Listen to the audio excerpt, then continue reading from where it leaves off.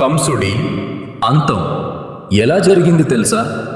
మధురకు రాజైన కంసుడు శక్తి, అహంకారం, క్రూరత్వానికి ప్రతీకగా ఉండేవాడు. ఒకరోజు ఆకాశవాణి వినిపించింది, దేవకి యొక్క 8వ సంతానం నిన్ను సంహరిస్తాడు.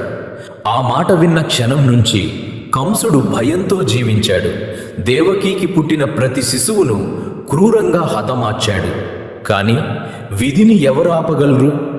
8వ సంతానంగా జన్మించిన వాడు, గోకులంలో పెరిగిన వాడు, అతనే శ్రీకృష్ణుడు. కాలం గడిచింది. ఒకరోజు కృష్ణుడు మధురలోకి అడుగుపెట్టాడు. రంగస్థలం మధ్యలో కంసుడు తన సింహాసనంపై గర్వంగా కూర్చున్నాడు. కృష్ణుడు ముందుకు వచ్చాడు. అది యుద్ధం కాదు, అది ధర్మం వర్సెస్ అధర్మం.